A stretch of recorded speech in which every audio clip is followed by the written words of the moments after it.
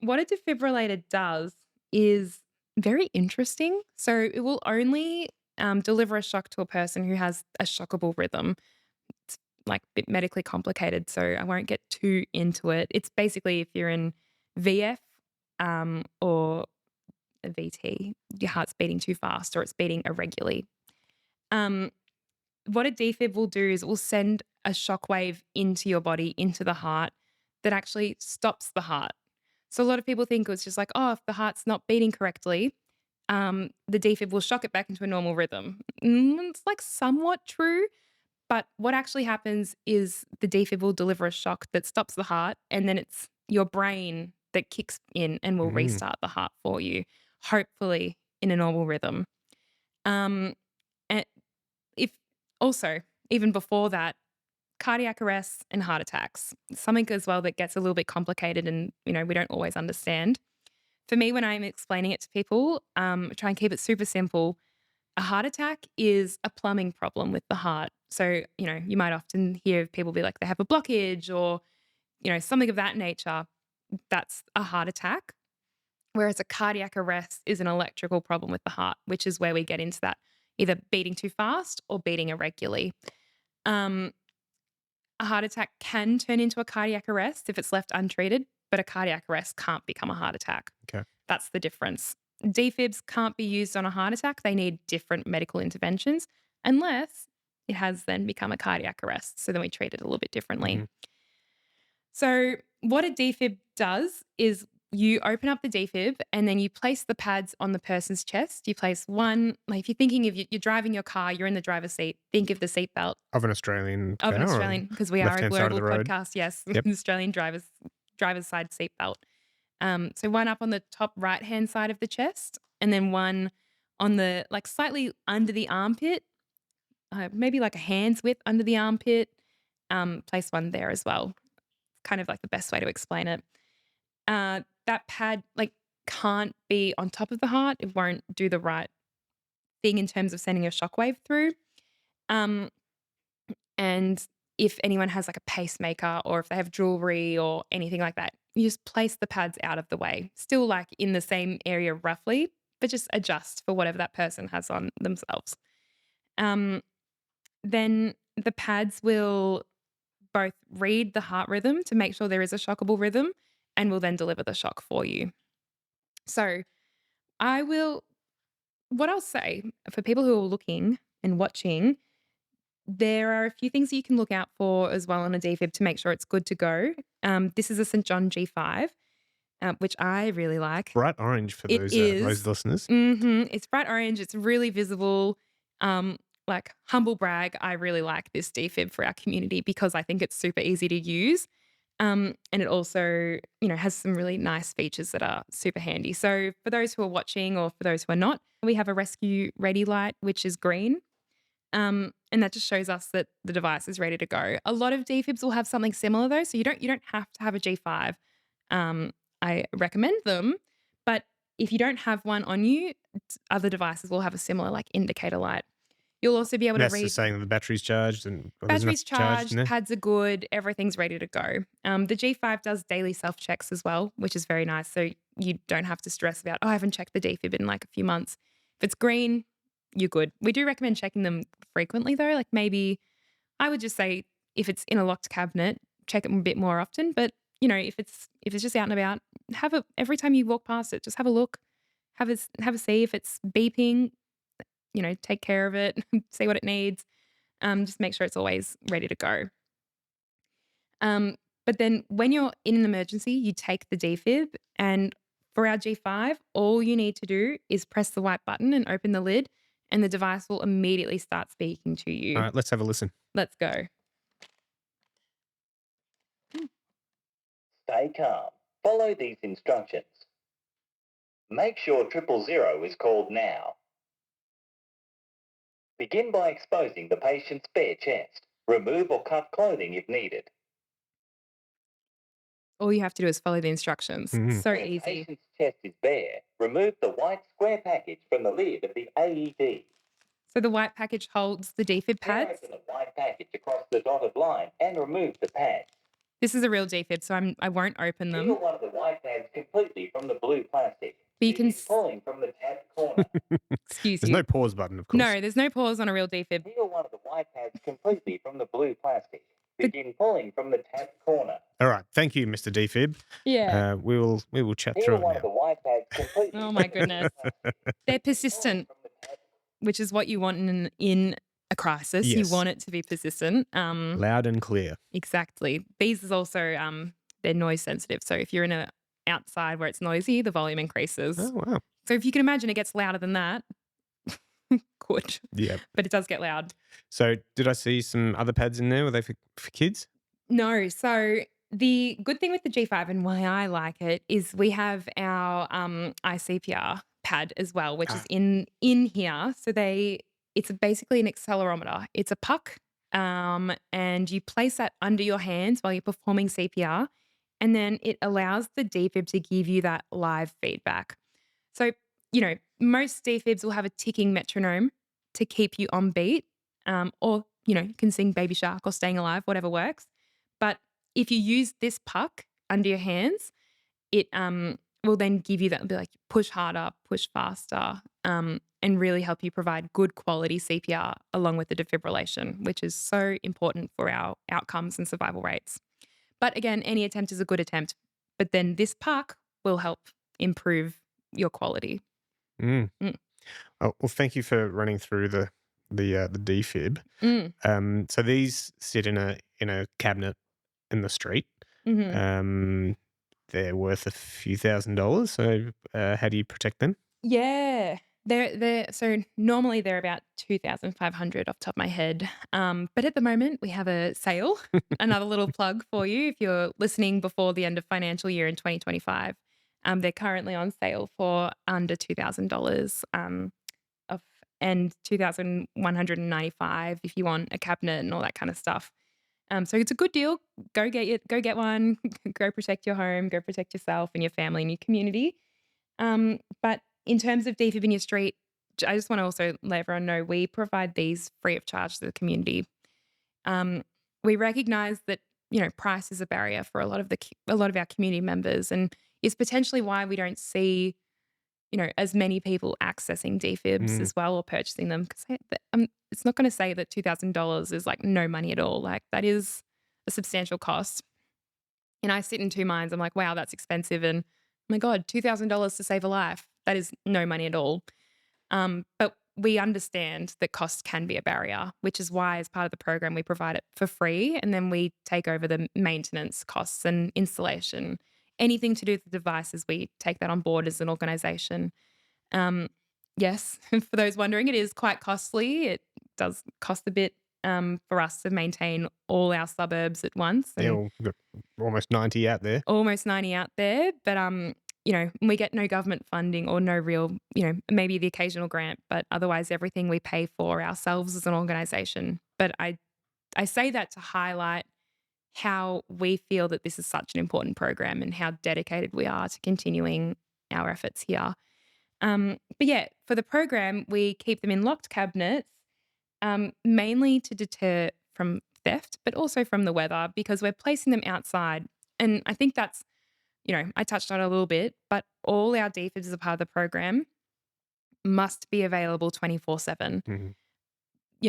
There's no good having it behind a locked door. Cardiac arrests don't just happen in business hours. They happen any time of the day, at night, 3 a.m., whenever. So I can imagine nothing more gut-wrenching than knowing there's a defib, the local community centre, and you look through the window, but the door's locked, and you can see this life-saving device is right there, but you can't get to it. I mean, unless you want to smash a window, but that's a crime, friends. We don't want to encourage that.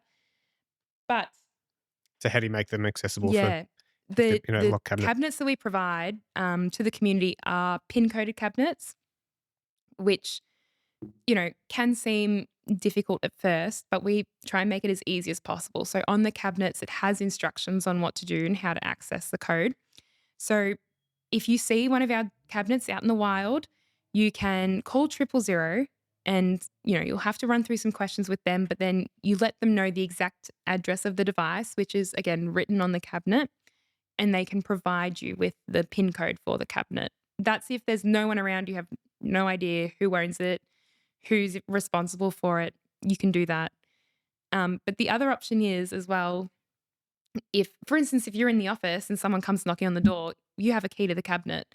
There's nothing saying like you have to help, but we ask that all our hosts are willing to help in an emergency. No questions asked. No questions asked. And that is also so important to us as well when choosing a location. We, don't necessarily want to put it on a home where someone will feel hesitant. So, again, if you see one out in the wild and you need it in an emergency, know that all our hosts are willing and ready to help. But yeah, it also has a key. And there is a third way, and that goes back to Good Sam, the app that we were talking about. If someone is sent to the device via Good Sam, the PIN code actually comes up on the app. So when they're looking at all the information for that device, it comes up and it will, then they can put in the PIN code and off they go. It's important to recognize that as an organization, we know this is not ideal. We'd love to just have them sitting around wherever. But for the moment, theft does happen, And you have unfortunately. Yeah, we have- have had a few stolen. Luckily, some of them were able to be recovered, but in others we've replaced. But it's not perfect, and the world's not perfect. So we're working on, with AV, with Victoria Police, trying to create this like holistic approach to handling this.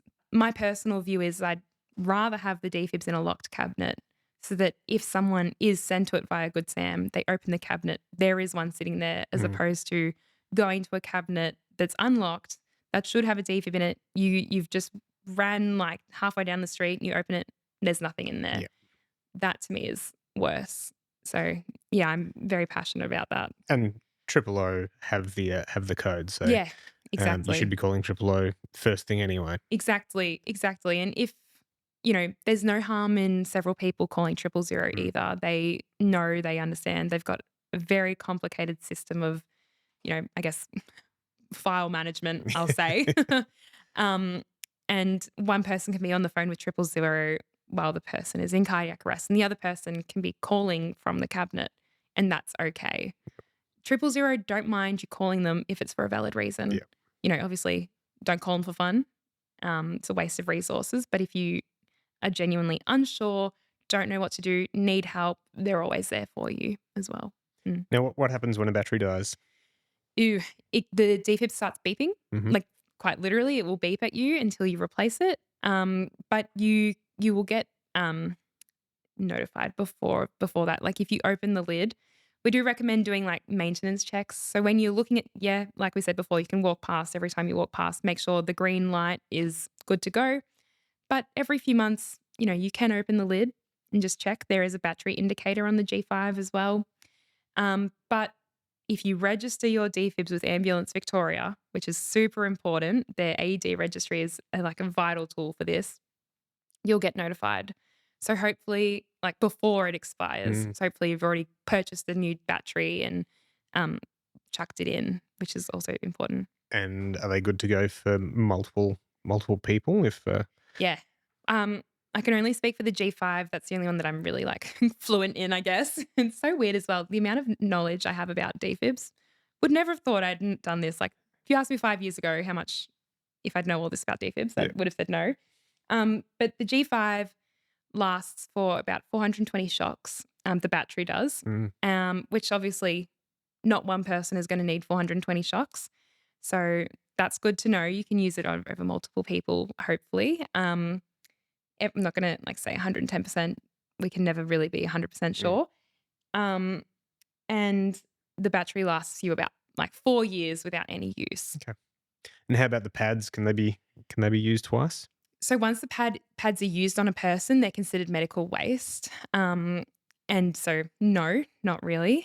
We always recommend, In an emergency, though, technically, anything is better than nothing. Yeah, I won't 100% confirm, Okay. but Not going to hold you to it. yeah, don't hold me to that. But yeah, the pads.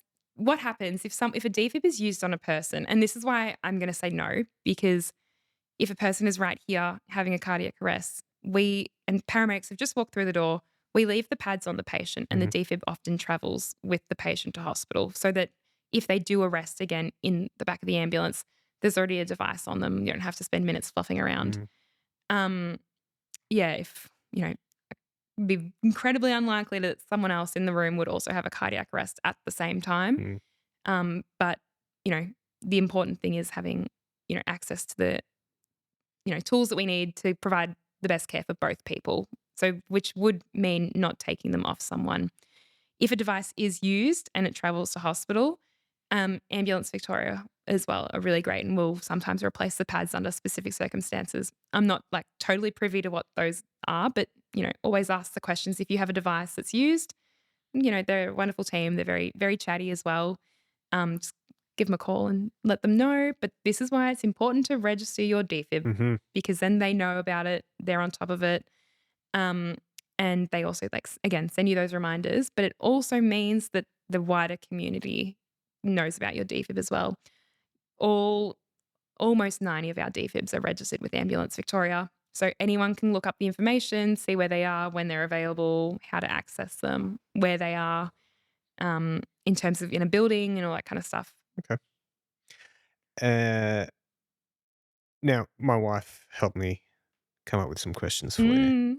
Mm, And her first question was, uh, if I don't have anyone to run for me while performing CPR on someone, am I to prioritize running across the street to grab the defib or keep chest compressions? yeah, chest compressions. If you are alone, and there's no one else, I mean, if I'm alone and the defib was literally right here, grab it, like pause for the seconds that you need to grab it and then continue. But if it's literally like you have to spend the time to get up, look it up, where your nearest defib is and then go and get it. Even if you know where it is and you know how to get it, it's still time better spent on compressions. Defibrillation is so important and so helpful, but it is compressions that do like save the day. Um, I know people might be like, well, then what's the point in defibrillation? Blah, blah, blah. It's still very, very important. But if you had to choose, hands on the person is so important because then you have 000 on with you. And if you can keep compressions up, then by the time paramedics arrive, or again, fire rescue, they'll have a device and they Mhm. can help you out. Like, for instance, going back to my friend Andy and Leanne and Renee, they didn't have a defib. Would the outcome have changed if they did have a defib? Possibly. But 26 minutes of continuous compressions saved Andy's life. Um, so yeah, I wouldn't pause compressions to go run and get a defib. I'd keep going, and then hopefully, by the time you're on the phone, paramedics are on the way. You're hopefully yelling out for help. Hopefully, someone hears you, and then you can then direct them or swap CPR. You can do that as well. You can get someone to Mhm. take over, and then you go get the defib. Um, that's more effective than just leaving the person unattended. Chances are that person could pass away by the time you've gone and come back, and then it's even harder to or not pass away, but their heart could completely stop. And it's harder to get them back from that. Whereas continuous compressions, can save their life. Mm. Thank you for the Yeah, tell your wife no. yeah. Uh, Call Triple O, and Hmm. Triple O will notify Good Sam. Yeah, that happens automatically as So well. So as soon as it's in the that'll system. get you the assistance you need to get that defib. Exactly. So there are like it sounds really grim that like, oh, I'm all by myself, there's no help coming. It's not necessarily the case.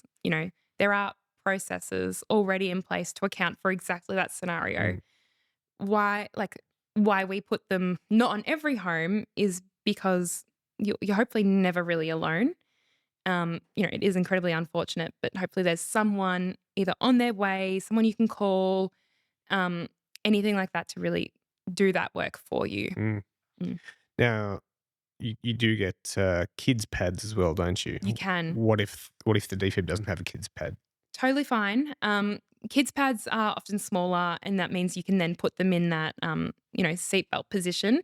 But you can also just use regular adult pads on a child if you put them front and back. So the middle of the chest, back of the back, like middle of the back, on a child, and that will still work in a similar, like it will be effective, and that's how you're meant to do it for kids. Um, yeah. So if you only have adult pads, that's okay. Mhm. Don't panic. And what if the pads are expired? No, I didn't know. Yeah. If the pads are expired, depends. It does depend. I'm not going to say, oh, you've got pads from 50 years ago. Perfect. You are good to go. But say your pads are only a month out of date. You can still use them. It's obviously absolutely not ideal. But again, if that's all you have in an emergency, just you, your friend, your defib, and their expired pads, like, you know, try. It's either going to help save the person or the person will pass away. Probably more of a best before date rather than an Yes. expiry date, yeah? Yeah, exactly. What happened, like with the pads have sticky gel, and often the expiry pads relate to the gel itself, and how well it adheres to a person. So, we say a few things. You need to shave the person's chest, make sure they're dry before you stick the pads on. And what can sometimes happen if a pad's expired, the gel, especially on the corners, might not be as adherent. Mhm. So you might not get the best sticky on the body, which means the shock might not be delivered as Mm. effectively and stuff like that. But again, register your defib so you get reminders, and then you can stay on top of the replacement schedule and stuff like that. Now I'm a hairy man, much to my Hairy wife's man. disappointment. Oh, shame. Will the pads stick to me if I've got a hairy chest? We will need to cut the hair. You probably heard people say like, "Oh, get a razor and take the razor and." You can also use scissors. So a lot of times, like all the defibs we put in the community have an AED ready kit attached to it, which has shears. You just cut. Basically, what you don't need to like completely make the person like shiny and fresh and looking like a baby, but you need the hair out of the way so that the gel can stick. So Mhm. if you've got like, if you tried to stick it to the top of my head, that gel is not sticking to my scalp. It's just Yeah. going to stick to the top of my hair. Same concept with body hair, right? You need it to be short enough that it can at least get mostly on the body.